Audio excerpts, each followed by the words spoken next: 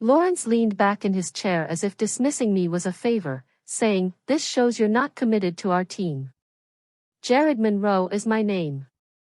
For the last 4 years of my life I had been earning millions of dollars for Drayfield Robotics. Yet my bank account remained mostly unchanged. I'm still driving the same 10-year-old Honda that my parents helped me purchase in college, and I'm 29 years old and still perusing the bargain aisles. As I sat there, I saw that our VP of Sales, Lawrence Bennett, had a tailored suit and a tan that comes from business travels to Miami in the middle of winter, not from Raleigh, North Carolina in March. He was observing me intently, anticipating my plea, explanation, or outburst. "It was, I understand," I said. He was surprised by the twitching of his eyebrows. "You are fired with immediate effect. Please tidy up your desk for me. April will accompany you to HR to complete your leaving documentation." I nodded, got to my feet, and shook his hand across his enormous wood desk. He took it, then paused. "Thank you for the opportunity," I said. Everyone was feigning business and stealing looks as we made our way back to my station in silence. In an open office, news spreads quickly. As I took a cardboard box from the supply area, I could feel their gazes on me. I only had a couple functional pens, a coffee cup my sister got me, and a little plant I'd managed to keep alive for 3 years under fluorescent lights. Everything I owned during my 4 years at this firm was contained in a microwave-sized box. April watched me like I may steal the stapler or burn down my desk on my way out, hovering close by with keys jangling in her grasp. They believed I may steal a stapler when I had brought in over $2 million in new business in the past quarter alone. Tyler Davis, my direct boss who had taken credit for half of my deals and who had told me 3 times that my raise was on the way and only required Lawrence's approval, emerged from his office as I was making my way to the elevator. He avoided looking at me. He said, "Be sure to turn in your badge at security," and vanished back into his office. With my badge in hand, I entered the elevator. I saw my image reflected in the gleaming metal as the doors closed. I didn't appear to be dismissed. I didn't appear furious. I appeared lighter, as though I had placed a heavy object down I simply wasn't aware of yet. I started at Drayfield straight out of college. Business degree from state, decent GPA, nothing special except I could talk to people, really talk to them, figure out what they needed and find a way to give it to them. My father always told me, a good salesman sells products. A great salesman solves problems. Dad had spent 30 years in the trenches of pharmaceutical sales, missed more than a few baseball games, but made sure we never worried about money. When I landed the Drayfield job, he was proud. Said it was a solid company with room to grow. For the first 2 years, I believed it. Worked 60-hour weeks, learned everything there was to know about industrial automation, built relationships with manufacturing clients across the Southeast, won Rookie of the Year and then top performer the following year. I believed I was building something. Then I watched Tyler get promoted over me despite my numbers being double his. He has more management experience, they said. Then I watched him get credit for the Westbrook deal, a client I'd spent 6 months cultivating. Then I watched him get a company car. Small things at first. Meeting invites that somehow missed my inbox. Client information that reached me a day late. Comments in meetings like, "Are you sure that's the right approach for this client?" Little cuts day after day. I kept my head down and kept working, kept delivering until last month when I closed the Abbott manufacturing deal. $12 million, our biggest contract of the year. I'd flown to Chicago 3 times on my own dime because the company couldn't justify the expense. I'd worked weekends, missed my cousin's wedding, made it happen. When the contract came through, Lawrence took the team out for drinks, everyone except me. I found out from Instagram posts the next day. When I finally got up the nerve to ask about a raise, my 3rd attempt, Lawrence told me the timing wasn't right. The company was restructuring compensation packages. That night I updated my resume for the first time in 4 years. A week later, Vanessa Mills, a former Drayfield client who'd moved to Revlon Publishing, reached out on LinkedIn. "We should catch up," she wrote. We had coffee. She mentioned they were looking for someone to head up their new business development division, someone with technical sales experience, someone like me. I took one vacation day, one day I'd earned, for an interview. Someone saw me in the lobby of the Ronan building and told Tyler. That was yesterday. I sat in my car in the Drayfield parking lot for almost an hour after security took my badge, just sitting there, air conditioning running, looking at the building where I'd spent 4 years of my life. 4 years of early mornings and late nights. 4 years of, "we'll take care of you," and, "you're part of the family," and, "just hang in there." My phone buzzed, a text from Tyler. "Sorry about how things went down. Just following protocol." I turned off my phone without responding and drove home. My apartment felt different when I walked in, emptier somehow even though nothing had changed. I dropped my box on the kitchen counter and opened a beer. Then I sat on my couch and did something I hadn't done in years. Absolutely nothing. No emails, no calls, no proposals to review. I just sat there drinking my beer, watching the afternoon light move across my living room wall. Around 7 I turned my phone back on. 3 missed calls from my parents. A text from my sister asking if I was okay. Apparently Tyler had called her looking for me, which was a boundary I didn't even know could be crossed, and an email from Vanessa at Revlon. "Can you come in tomorrow 10 a.m.? The team would like to meet you." I responded with one word, "Yes." Then I called my parents. "They did you a favor," my father said after I explained what happened. Not what I expected him to say. "How's that?" "They showed you exactly who they are, son. No more illusions. No more maybe. Now you know." He was right. All those times I'd given them the benefit of the doubt. All those times I'd blamed myself for not working hard enough, not being visible enough, not playing the game well enough. All those times I'd swallowed my pride and kept pushing forward because I thought loyalty meant something. It didn't. Not to them. I'd been fired for taking one day, a day I'd earned, to look for what they would never give me, fair compensation, respect, a future. My mother got on the phone. "What do you need, honey? Want us to come down this weekend?" "No," I said, suddenly clear. "I'm okay.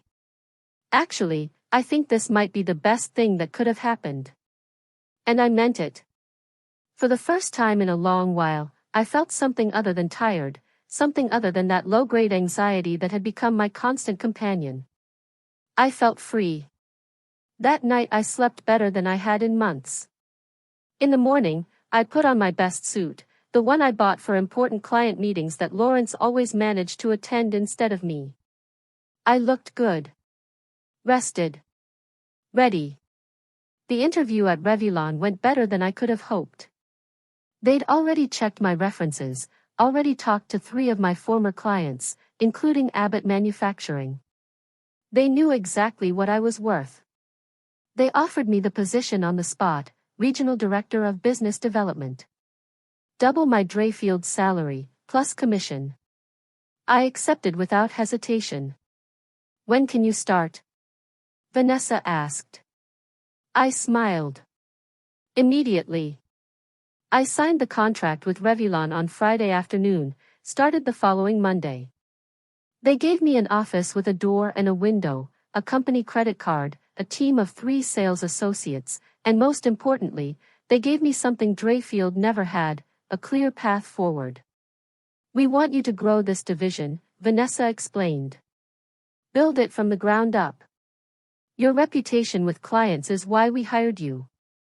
For the first 2 weeks, everything was perfect. I learned the systems, met the team, started building a strategy. I even sent LinkedIn connection requests to my former colleagues at Drayfield.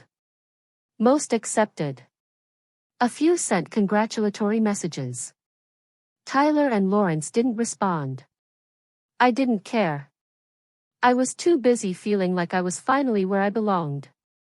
Then the cease and desist letter arrived. Mr. Monroe is in violation of his non-compete agreement, it read. He is hereby ordered to terminate his employment with Rand Publishing immediately or face legal action. I'd never signed a non-compete. I was certain of it.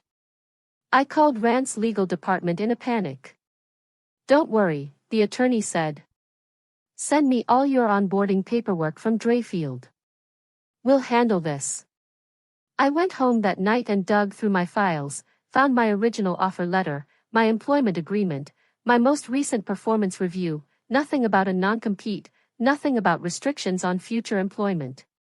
The next day Drayfield's attorney sent over a document with my signature on it, a non-compete agreement dated 3 years ago, right after my Rookie of the Year award. It restricted me from working for any competitor within 100 for 1 year after leaving Drayfield.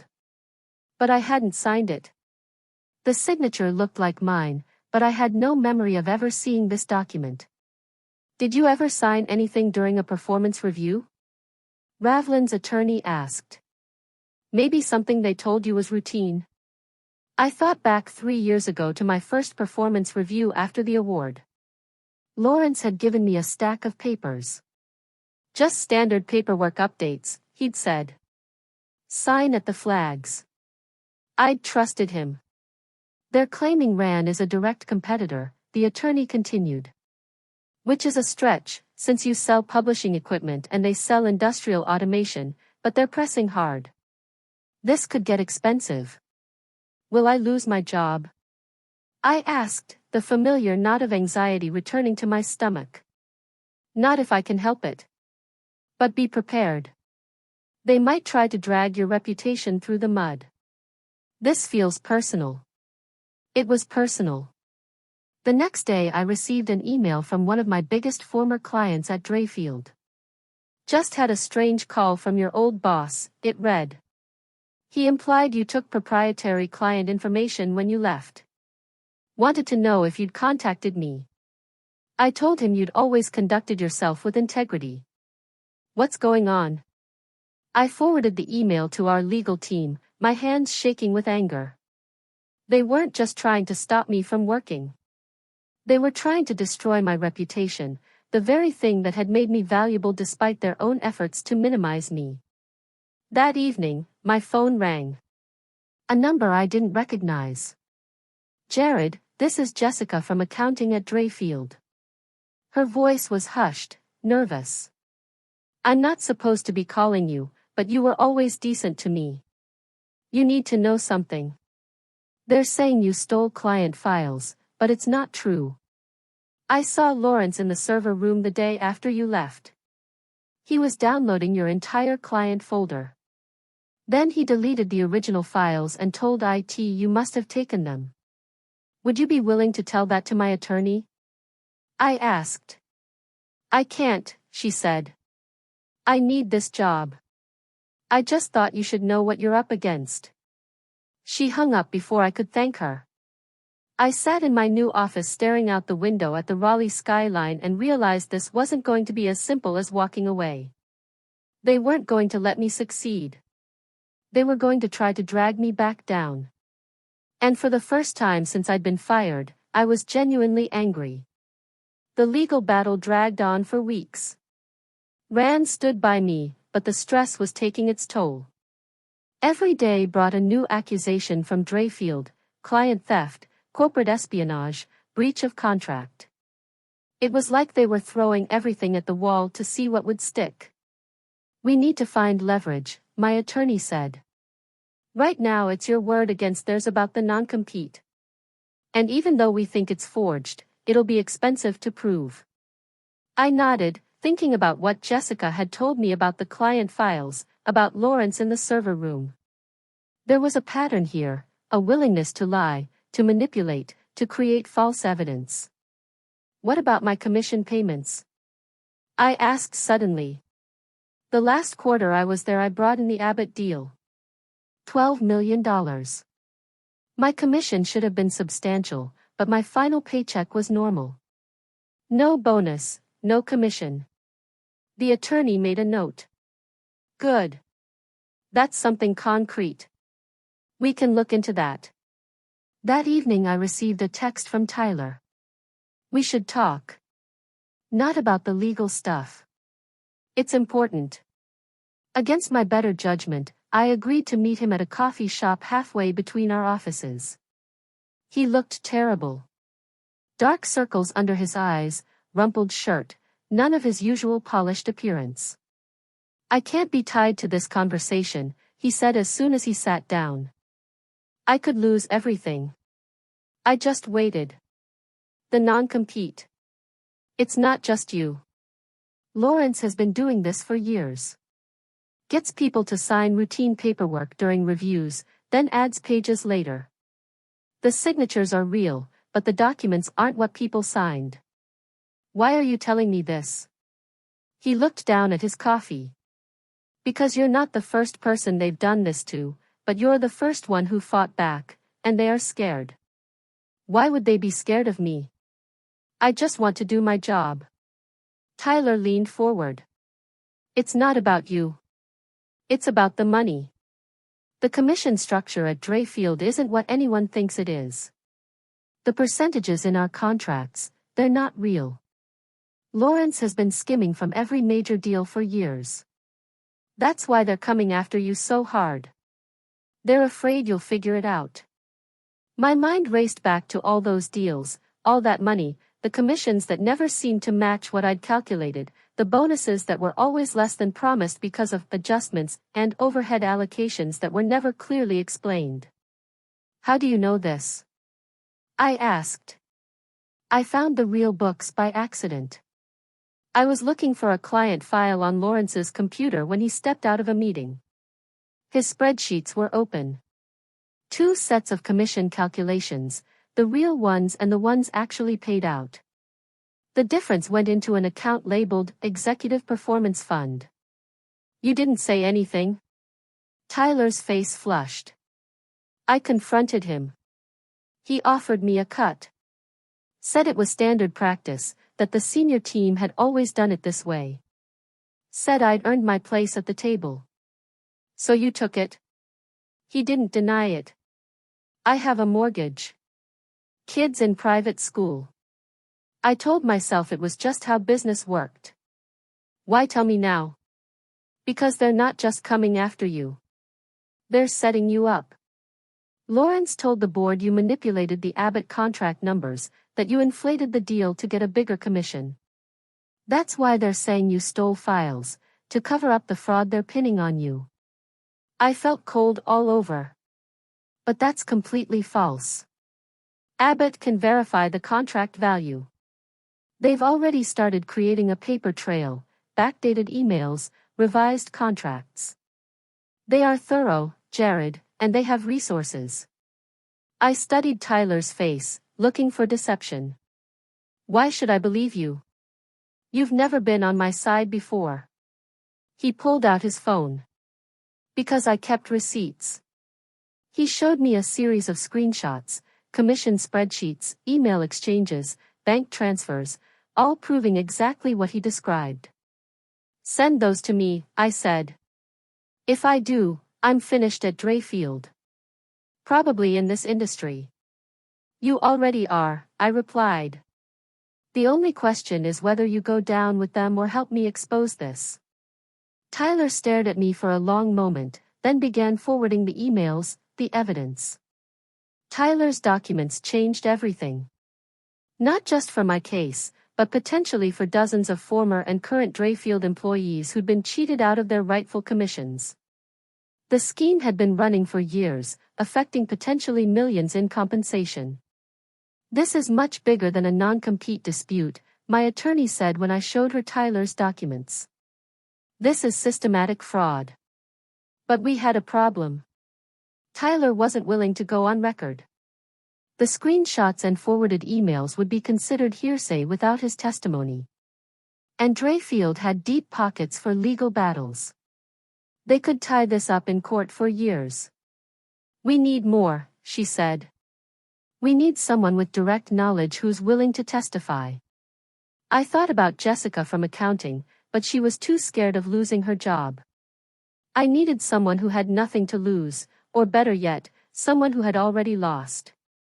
That night I made a list of everyone who had left Drayfield in the past 2 years.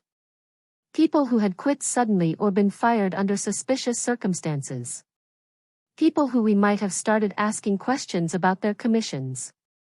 One name stood out, Kevin Blackwell, former top performer in the Eastern region. He abruptly resigned last year amid rumors of drinking problems. I'd never believed those rumors. Kevin was a family man, a deacon at his church, and one of the most straight-laced guys I knew. I found him on LinkedIn. He was working for a small company now, making significantly less than he would have at Drayfield. I sent him a message, need to talk about Lawrence Bennett and commissions at Drayfield. It's important. He responded within minutes, I've been waiting for this call. We met the next day. Kevin didn't look like a man with drinking problems. He looked like a man who'd been carrying a heavy burden. They fired me because I found the spreadsheets, he said without preamble. Same ones Tyler showed you. But I went further. I documented everything, tracked the money. It wasn't just commissions. It was expense account fraud, kickbacks from vendors, inflated project costs. Lawrence and the CFO had a whole system. Do you have proof? I asked. Kevin nodded. I have everything. Bank records, emails, the works. I was building a case to take to the board when Lawrence found out. Next thing I knew, there were rumors about my drinking problem. Then a client complained about me showing up to a meeting intoxicated. A meeting I never even attended. 2 weeks later I was out. Why didn't you fight back, go to the authorities?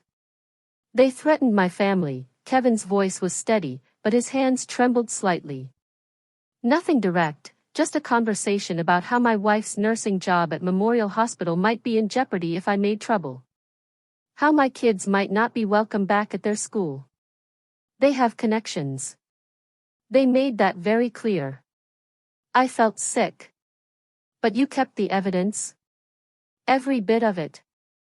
On an encrypted drive off-site. I've been waiting for someone else to notice. Someone they couldn't threaten the same way. Someone like me, Kevin said. I nodded. You don't have a family they can threaten. You've already been fired. And most importantly, you've got Rand behind you. They have resources too. We spent the next 3 hours going through Kevin's evidence. It was damning, not just for Lawrence and Tyler, but for half the executive team at Drayfield. They'd been systematically defrauding their own sales force of millions in commissions over at least 5 years. We need to take this to the authorities, I said. This is criminal. I'm ready, Kevin replied. But we need to be smart.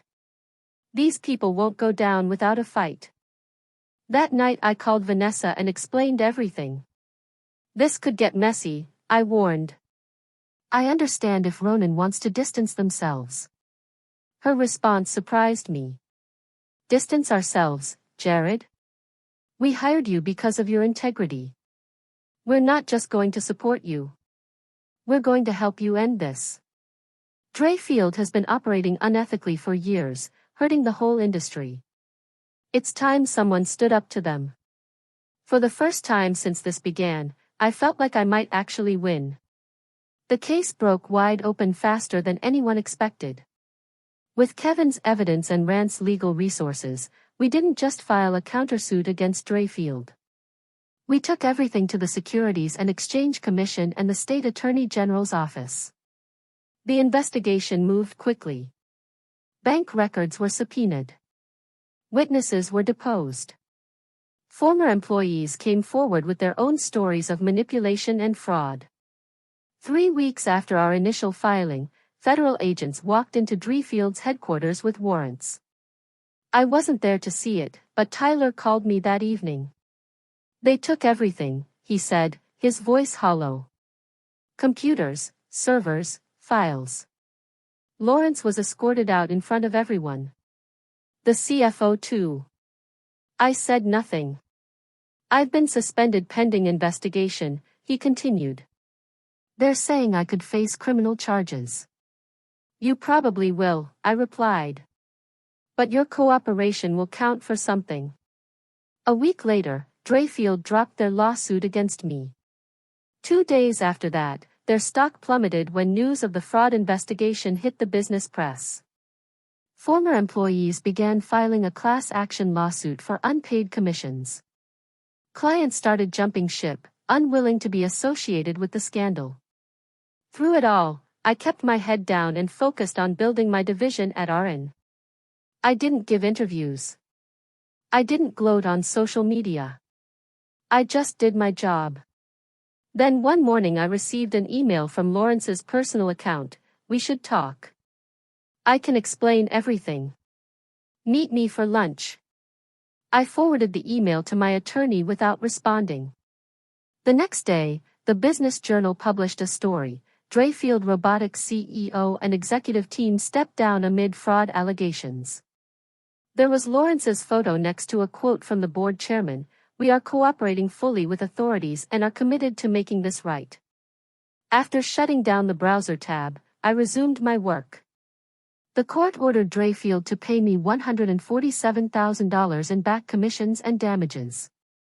3 months to the day after I was dismissed. The next week, the check was sent via courier. I took a while to cash it. Simply because I wanted to remember what it had taken to get here, the truth. Rather than because I needed the approval, I placed it on my desk and stared at it. After a year, I presented our quarterly results to the RN sales team. In front of them, with our commission system, we established a reputation for integrity and openness, increased our division's income, and entered 2 new markets. 3 former Drayfield workers who had participated in the class action settlement were among the top talent drawn to the company from all throughout the industry. The headlines have stopped mentioning Drayfield. Plea agreements had been made by Lawrence and the CFO. Cooperating with prosecutors had saved Tyler from jail time, but his sales career was essentially ended. A rival had purchased the business for a small portion of its previous worth.